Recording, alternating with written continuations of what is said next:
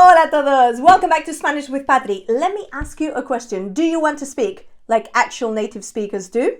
See? Okay, I've got some tricks for you today and some expressions that only natives know. Are you ready? Vamos!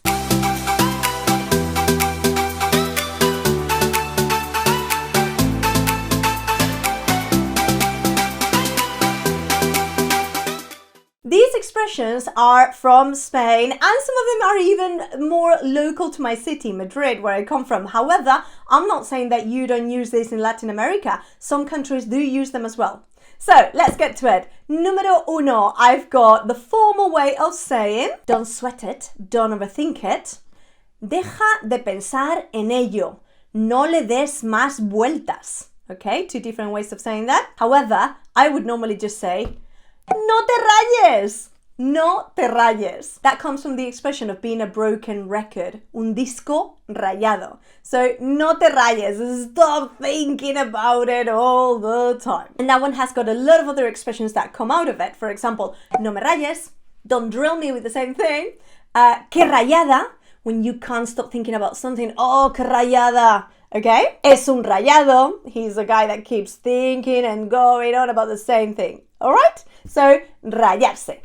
No te rayes. Número dos. No way. Formal way of saying this. No hay manera.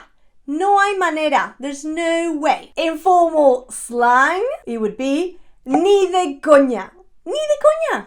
Which literally means not even joking. Ni de coña. It is very informal. It's borderline rude. You wouldn't normally use it in a professional setting or anything like that. However, I use it all the time with friends and family. It's not like it's a swear word.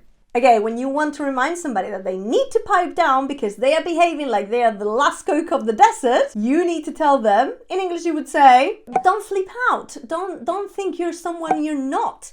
Pipe down. No te creas lo que no eres would be the formal way of saying this. However, in real Spanish, we would actually say, no te flipes.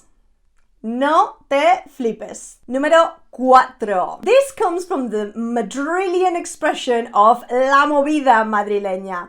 La movida is when there's noise, there's ajetreo, there's barullo. So the formal way of saying this in Spanish would be something like, we actually don't have a formal way of saying this. Vaya ruido, vaya jaleo, vaya alboroto. We could say any of those. In English, it would be something similar to what a mess. In Spanish would be vaya movida.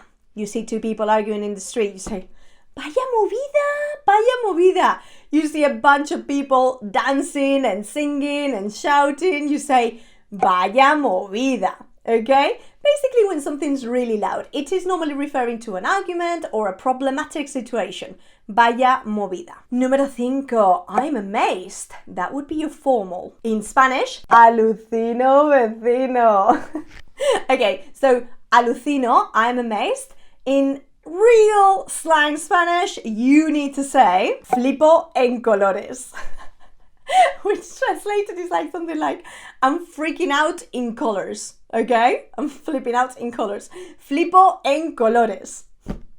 Flipo en colores. Número seis. Número seis. Number six. How would you say, he messed up big time or she messed up big time? Formal way, metió la pata. To put your foot in something. Meter la pata. Informal slang, how we actually say it, la lió parda. Okay, número siete. That was very close. That was so close. Ha faltado poco. Okay, ha faltado poco. That would be your formal way of saying it. How could we say it? Pa habernos matado. We could have killed ourselves, basically. That's what that means. And yes, you can use this idiom in any kind of settings. It doesn't matter if it doesn't involve any kind of danger, okay? You still use it. Pa habernos matado. Pa habernos matado. And no, you don't say para habernos matado. You shorten that, okay? You shorten the para to pa. So it sounds like pa habernos matado, okay? Pa habernos matado. Número 8. My friends convinced me to stay. Mis amigos me convencieron de que me quedara. Formal. How do we actually say it? And this one we use it all the time. Again, we're going for the verb liar. Liar. In this case would be me liaron. If I come back quite late from a party, I say, me liaron. Me liaron. Una cosa llevó a la otra y me liaron. One thing led to another and I got stuck there. Me liaron. Número 9. He or she cheated on him or her. How do we say this? And I go like this because the expression is le puso los cuernos. He put the horns on her. She put the horns on him. Or he put the horns on him. She put the horns on her. Do you know what I mean? To cheat on is to put the horns on somebody.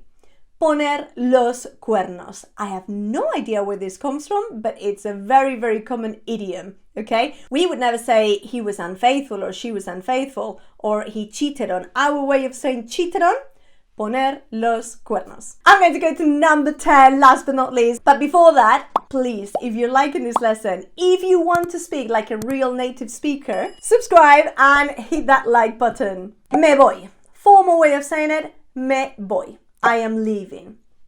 What's the problem with that? That sounds perfectly fine.